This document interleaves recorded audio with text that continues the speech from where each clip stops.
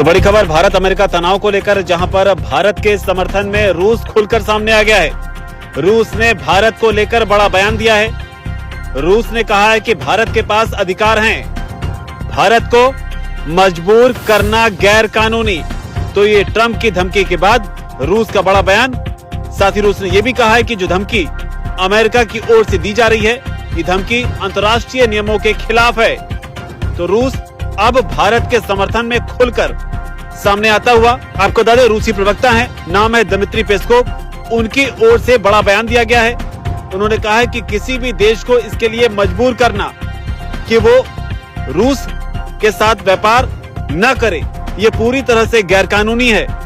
रूस ने साथ ये भी कहा है कि हम इसे अपने व्यापारिक साझेदारों के खिलाफ सीधी धमकी मानते हैं। किसी भी देश को जबरदस्ती ये कहना कि रूस के साथ व्यापार को बंद कर देना चाहिए, ये इंटरनेशनल रूल्स के खिलाफ है। तो बड़ी नसीहत यहां पर अमेरिका को देते हुए रूस ने साथ ये भी कहा है कि हर सॉवरेन देश को अधिकार है कि वो तय करे कि वो किसके साथ आर्थिक रिश्ते बनाए रखना चाहता है या किसके साथ नहीं।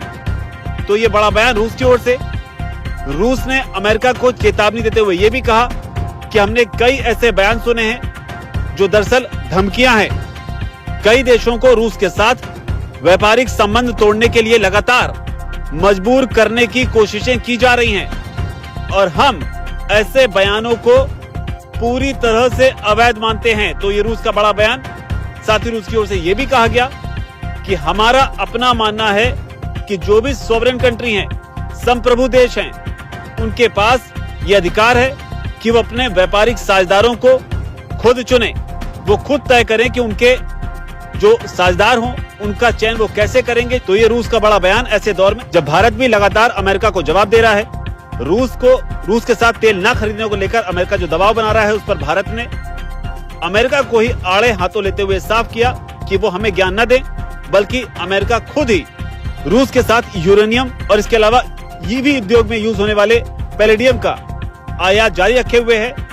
और न सिर्फ अमेरिका बल्कि यूरोपियन संघ भी लगातार रूस के साथ व्यापार कर रहा है।